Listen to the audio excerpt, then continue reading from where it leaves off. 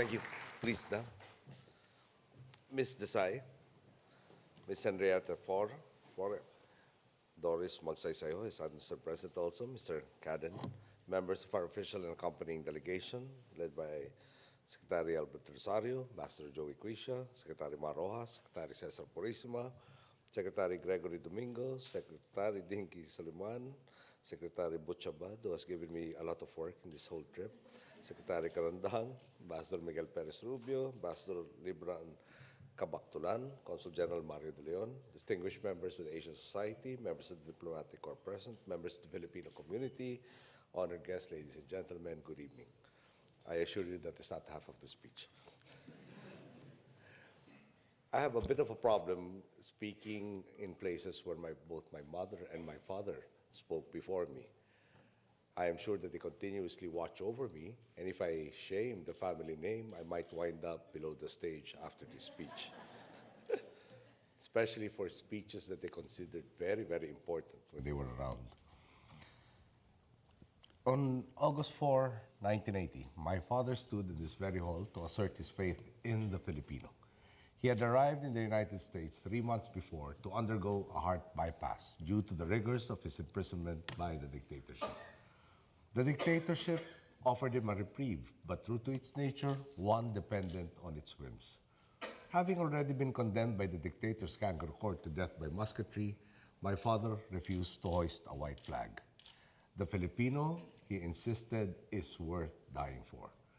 3 years after he said that, in this very place, my father went home. Not to die, but to infuse new life into the demoralized ranks of the opposition to the dictatorship. His assassination became the ultimate proof of the sincerity of what he had proclaimed in this very hall. In 1986, my countrymen collectively and peacefully defied the dictator's tanks and demonstrated their faith in themselves. The result was that the dictator fled and democracy was restored without bloodshed. My mother, too, had the opportunity to address the Asian Society when she was president. Her message to you then was to be the enduring message of the remaining years of her life. The democracy that we had regained at such a high price could only be ensured by a vigorous commitment to making our democratic institutions work. In 2009, my countrymen again took to the streets to accompany my mother to her last resting place. This massive expression of solidarity evolved into an effort to draft me to run for the presidency in 2010. At the polls, my countrymen conferred a solemn mandate on me to make democracy the means for eliminating corruption and alleviating poverty. Our administration is committed to transformation from a country where nice guys finish last to one where those who deviate from the straight and narrow will face punishment for their crimes. Our goal is to empower the citizenry so that regardless of who is in power, the citizenry demands the authentic rule of law. The task I have assigned to my colleagues in government and to myself is to demonstrate this by means of sustained reforms that foster merit, transparency, and accountability.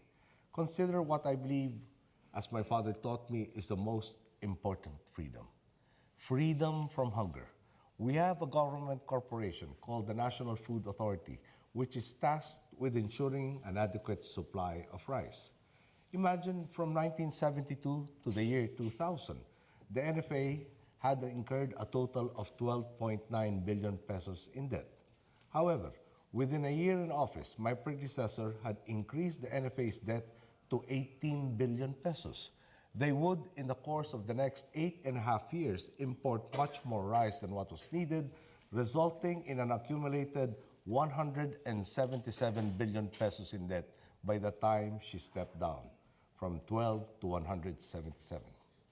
Instead of the illogical importation policy of the past, we focused our energies on revitalizing rural irrigation, which has resulted in the improvement of first the dry season crop yields.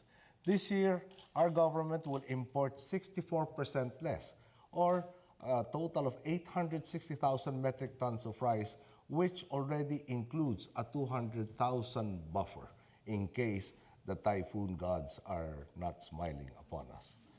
Farmers today have bigger yields and enjoy good prices. Rural infrastructure is being improved, and the NFA's debt has been trimmed down to 153 billion pesos.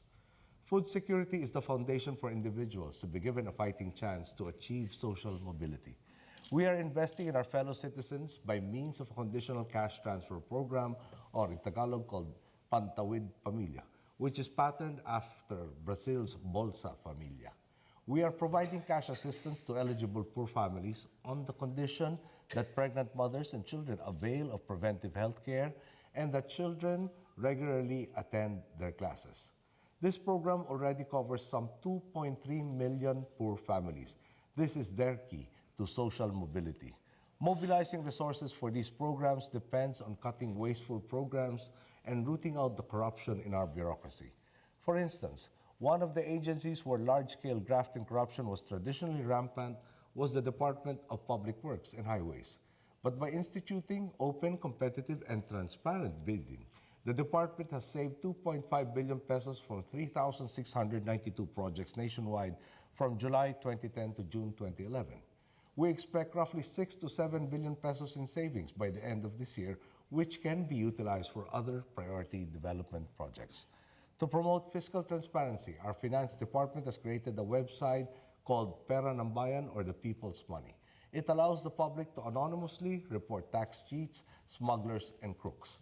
The government likewise subjects government officials to lifestyle checks and vets their statements of assets and liabilities to find out if what they have acquired is commensurate with their declared income. These campaigns are yielding results. A total of 67 tax evasion cases and 43 smuggling cases with claims totaling more than 26 billion pesos and 58.16 billion pesos respectively have been filed against certain groups and individuals. But it is not enough to be efficient and honest in public spending.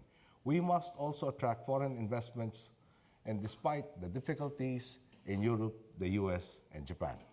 Our economic diplomacy has three key objectives. With more or less 10 million Filipino workers overseas, their well-being is of paramount importance and concern. Our foreign service is tasked with protecting Filipinos wherever in the world they choose to work.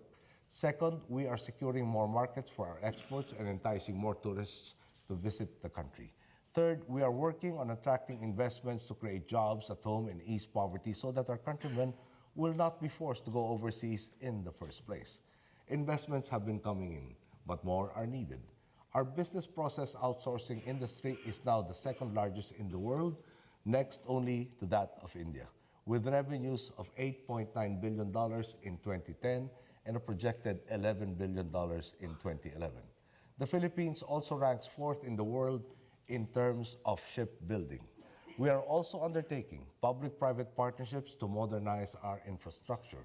Our mantra here, the right project with the right quality at the right price, run by the right people, and delivered right on time. Given the experience with projects in the past, it is important that the correct and legal processes are followed so that they can stand up to public scrutiny. Indeed, good governance confers international respect and credibility on a country. Our sound fiscal management, for example, has been amply recognized. 4 different credit rating agencies, namely Standard & Poor's, Moody's, Fitch, and the Japan Credit Ratings Agency, gave the Philippines positive rating actions, all within our first year of governance.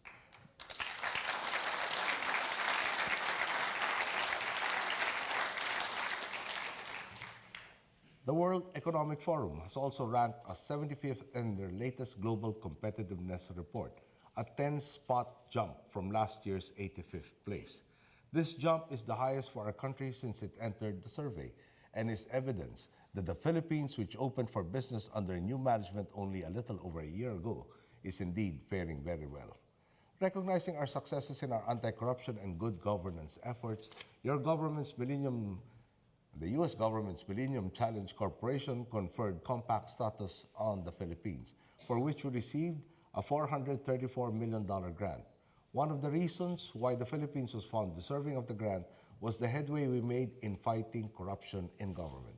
The Philippines also takes pride in having been chosen as one of 4 pilot partners for President Obama's Partnership for Growth initiative. Furthermore, most recently, the Philippines was invited to serve in the steering committee of the Open Government Partnership. This is a new multilateral initiative that encourages governments to promote transparency, empower citizens, fight corruption, and harness new technologies to strengthen governance. That we have been chosen to be part of this project is yet another affirmation that the Philippines is a good place to do business in and a good country to do business with. Naturally,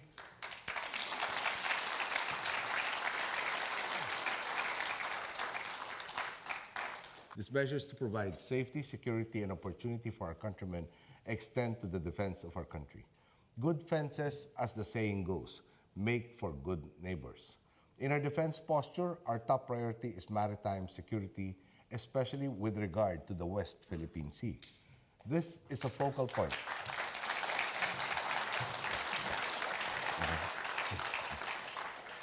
This is a focal point of our security cooperation with the United States of America.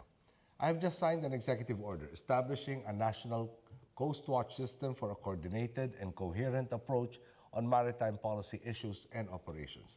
We are also modernizing our armed forces, which have lagged behind our Southeast Asian neighbors, by investing 40 billion pesos over the next 5 years. Maintaining freedom of navigation in the West Philippine Sea and protecting our sovereign rights over our 200-mile exclusive economic zone are among our security imperatives. It is essential for the Philippines to acquire a respectable deterrent capability to protect its sovereign rights over the area, which is vital for its energy and food security, as well for international maritime trade. The Philippines welcomes America's active re-engagement across Asia by strengthening its traditional alliances, actively making its presence felt in ASEAN, participating in the agenda setting of the East Asia Summit, and in striving to manage its relations with China in positive directions. The participation of Russia in the East Asia Summit completes the list of those who deserve a seat at the table where strategic issues are tackled with ASEAN as its core. The Philippines engages the two great powers in this vibrant region, the US and China, whose economies are intertwined. They are in a complex relation with elements of both cooperation and competition. Their efforts to overcome their mutually acknowledged strategic mutual distrust that stem from the Cold War era are vital, given that the economies in the Asia-Pacific region prospered because relative peace and stability reign in our part of the world. From a geostrategic standpoint, the Philippines is at the vortex of the most dynamic and fastest-growing region in the world, the Asia-Pacific. By 2015, we will be part of an integrated Southeast Asian economic community with a combined population of 600 million, with increased purchasing power and a combined gross domestic product of $1.8 trillion, making it the 9th largest economy in the world. President Obama himself noted that American exports to ASEAN are growing twice as fast as they are to other regions. So Southeast Asia will be important to the goal of doubling America's exports, close quote. As for the Philippines, we wish to maintain good neighborly relations with China. In our competing claims in the West Philippine Sea, we have already drawn the line between what is disputed and non-disputed in terms of where we would never relinquish our sovereign rights. We have likewise called for the peaceful and rules-based settlement of disputes. From our vantage point, and as we have heard affirmed in our recent state visit to China, this maritime dispute does not define the multi-layered relations between the Philippines and China. At the same time, the United States is our only defense treaty ally. With America, we share fundamental values of freedom, democracy, and belief in open markets. Whenever two partners share the same core values, their relationship is bound to endure. In 1981, my father spoke of the redemption of our democracy. In 1986, my mother spoke of the need to defend democracy. Today, I look forward to continuing our conversation by means of the open forum following my opening remarks on the ways we are seeking to nurture democracy. Thank you. Good evening.